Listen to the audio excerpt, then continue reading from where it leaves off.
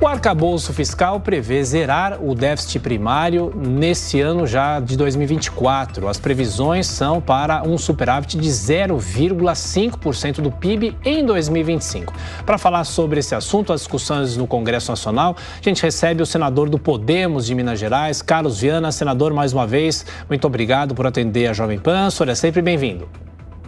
Muito obrigado, meu bom dia. Tiago, a Adriana, ao Luiz Felipe Dávila e a Amanda Klein, uma boa semana para todos nós. Bom, senador, a gente já discutiu aqui essa semana mais curta por causa do feriado, provavelmente o Congresso Nacional deve ter uma atividade muito baixa e o próprio governo deve só enviar o texto do arcabouço provavelmente na semana que vem. A senhora acha que o Congresso vai mudar muito a proposta inicialmente? Como que deve ser o trabalho no Congresso Nacional assim que receber o documento?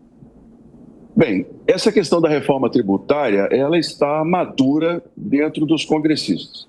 Já vem sendo discutida há pelo menos 4 anos, é um assunto que começou lá em 2019, quando eu tomei posse. Logo depois tivemos atrasos por conta da questão do Covid, mas as duas medidas, tanto a 110 quanto a 46, continuaram sendo discutidas nas casas de origem, uma da Câmara e outra do Senado.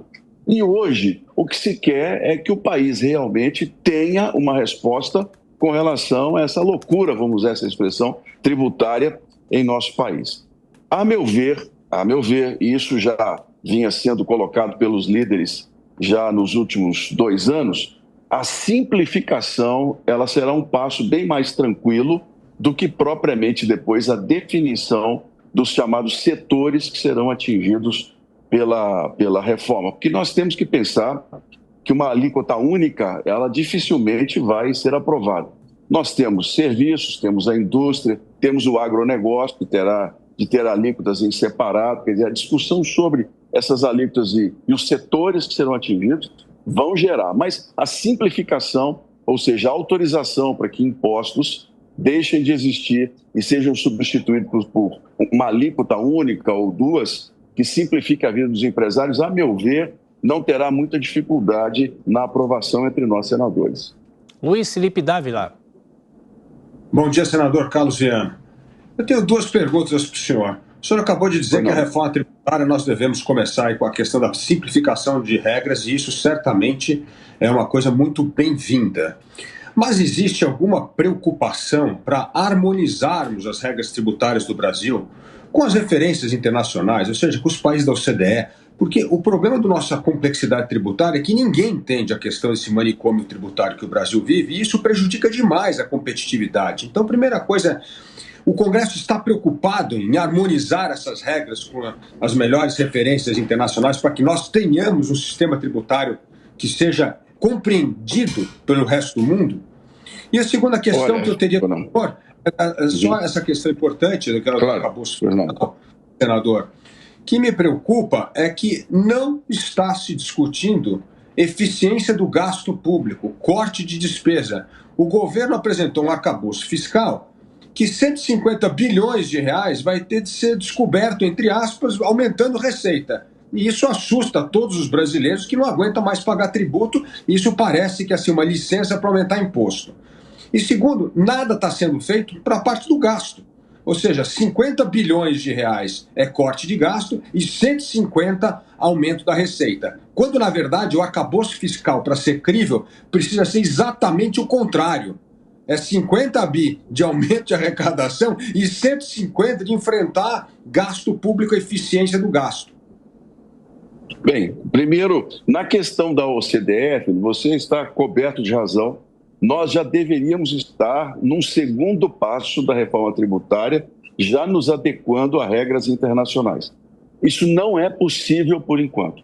Primeiro, nós temos que resolver os nossos problemas, as nossas questões de como todos os setores serão impactados sem aumento de impostos. Por exemplo, se nós aplicarmos uma alíquota única hoje sobre bens e serviços, nós vamos aumentar a carga tributária para o varejo, o comércio, e isso ninguém vai aceitar. Segundo ponto, se nós fizermos isso sobre o agro também, o produtor rural tem uma tributação em separado, nós aumentaríamos a carga para o agro e isso também vai gerar muito problema, dificilmente vai ser assim. Então, antes de pensar na OCDE, que eu concordo, mas nós temos que resolver os nossos problemas aqui internamente. A segunda questão é a seguinte: primeiro, nós temos que definir a unificação de impostos. Nesse ponto, eu caminho com o vice-presidente Geraldo Alckmin, que tem muita experiência e que, a meu ver, deu a opinião mais sóbria até o momento por parte do governo em relação a esse assunto. Vamos avançar naquilo que é possível, simplificar para dar chance e menor tempo de gasto a quem gera emprego. Agora, sobre o arcabouço fiscal no restante das discussões, eu concordo plenamente com você o seguinte: há um único ponto, senhores e senhoras, que é possível você mexer no chamado teto de gastos sem você criar um descontrole, é você gastar o excesso de arrecadação. Isso já vinha sendo colocado pelo governo anterior, vinha sendo estudado pelo ministro da Fazenda, Paulo Guedes, numa forma de nós mudarmos o orçamento sem nós tirarmos a base da política fiscal. Ou seja, aquilo que se arrecada a mais em um ano poderia ser gasto no mesmo ano. No teto de gastos, vocês sabem, isso é muito rígido. O dinheiro excesso de um ano tem que ser passado para o outro. Então, o governo usou e potencializou esse único ponto. Só que ele potencializou com uma visão de arrecadação que, a nosso ver, hoje não é possível. Não há como você, no patamar que nós estamos, acompanhando os dados do primeiro trimestre e possivelmente se repetirem no segundo trimestre, de que se consiga zerar um déficit no final deste ano e se gerar superávit no ano que vem. Para isso, Amanda, o governo tem que dar gestos para os investidores, gestos para o mercado, retirar a desconfiança e insegurança sobre a política fiscal.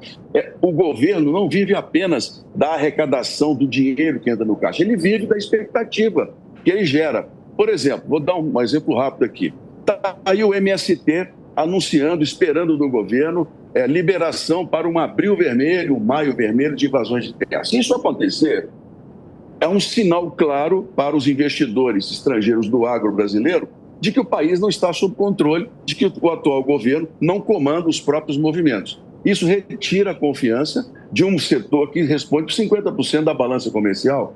Se o país começa a ir mal na balança comercial, começa a depender mais de dólares, mais de endividamento. Então, há toda uma série de engrenagens que o governo tem que entender com clareza, que ele tem que sinalizar aos empresários, ao mercado, que ele tem controle dos gastos públicos, que a política fiscal está ali sendo cumprida e que a arrecadação ela é bem-vinda pelo investimento. Se isso não acontecer, o arcabouço fiscal como está hoje é inexequível. Não vai nos trazer absolutamente nada e podemos cair na tentação do governo querer aumentar impostos, até começando já por não corrigir a tabela do imposto de renda, porque morde direto na fonte de mais brasileiros, só que vai enfrentar resistências no Congresso. Isso é de todo mundo, todos os partidos. Ninguém quer aumento de tributação no Brasil. A gente quer simplificação, alíquotas que atendam aos setores e a gente possa, quem sabe, caminhar no futuro para taxar mais o consumo do que a renda. Uma transição responsável. Mas o governo vamos dizer assim, o grande espelho de tudo isso. Se fizer a parte dele, a gente cresce e corrige a tributação. Se não fizer, inflação alta, juros altos, a gente vai continuar nesse mesmo buraco que estamos hoje. Senador Carlos Viana, pergunta agora de Amanda Klein. Pois não. Senador, bom dia. Pegando de onde o senhor deixou, até estávamos discutindo antes do senhor entrar no ar, justamente sobre essa parte das medidas que o governo, o ministro da Fazenda, Fernando Haddad, prometeu enviar ao Congresso nas próximas semanas para rever medidas tributárias, que ele chamou de jabutis tributários. Então, rever as desonerações de alguns setores, possivelmente, e taxar outros. Casas de apostas eletrônicas, sites estrangeiros, como os gigantes chineses, gigantes asiáticos, os fundos exclusivos, que são aqueles fundos dos super ricos, das famílias ricas. O Congresso tem viabilidade, quer dizer, tem porosidade, isso pode ser aceito pelo Congresso? Essas medidas tendem a avançar para chegar a esse aumento de arrecadação que o governo propõe de 100 a 150 bilhões de reais? Amanda, essa questão eu coloquei, é uma pergunta muito boa essa sua. A gente tem que começar a pensar que o ICMS, por exemplo, que é o imposto principal dos estados, e que é defendido muitas vezes com unhas e dentes, ele é um imposto morto. O ICMS ele vem caindo a cada ano a arrecadação ele é forçado, muitas vezes, em aumentos de gasolina, de combustíveis. Os governos estaduais faziam isso até uma PEC que nós fizemos, que limitou, por exemplo, no combustível, mas gerou para os governadores uma situação complicada. Então, o primeiro passo é nós sairmos daquela coisa de caixa de entrada e saída do ICMS e partimos para os impostos mais modernos. Isso, Dávila e você, é um futuro que nós temos que ter. Por exemplo, esses sites chineses, até um determinado valor, eles não são tributados.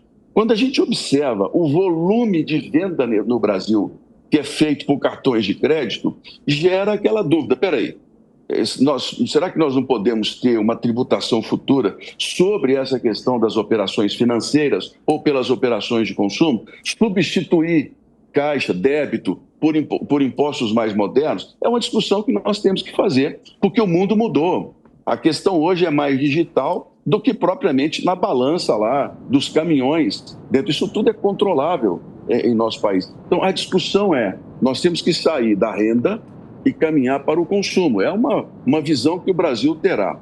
Com relação aos dividendos, que você colocou, os superfundos e aos dividendos. Os dividendos atingem uma parcela muito pequena da população, mas os mais ricos. É uma possibilidade, sim, rediscutirmos o ganho individual, a meu ver. Isso gera polêmica, porque boa parte dos senadores é contra, porque tem grupos empresariais envolvidos em tudo isso, mas é uma discussão sobre aqueles que ganham muito em nosso país, já pagaram os impostos lá atrás, mas poderiam contribuir de alguma maneira a mais. É um outro ponto que gera polêmica, mas que precisa ser discutido para a gente ter uma igualdade maior, para que quem ganha menos pague menos e a gente não gere uma carga tributária maior para todo o país.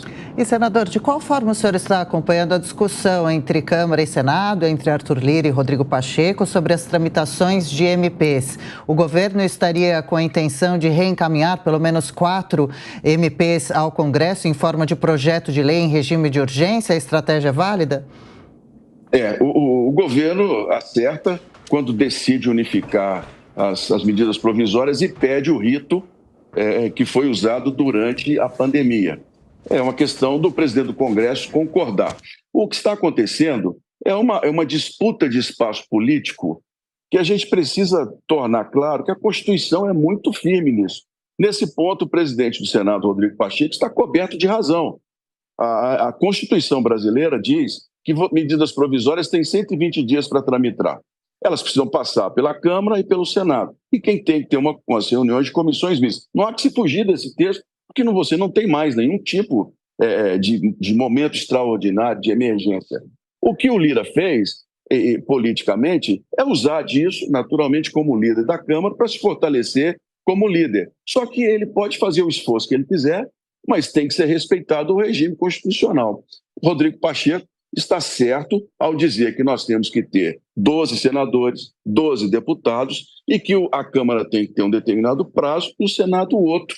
E, pelo menos na questão do prazo, nós já avançamos. Na última reunião de líderes, já foi acertado que a Câmara ficaria os primeiros 30 dias com a comissão mista, a Câmara teria 50 dias e o Senado teria 40, ou seja, 120 para aprovação. Nessa questão do prazo, nós já estamos com a possibilidade de votação acertada nas próximas semanas. Senador Carlos Viana, do Podemos de Minas Gerais, mais uma vez obrigado pela atenção com os ouvintes e telespectadores da Jovem Pan. Boa semana, senador. Para você também, muito obrigado.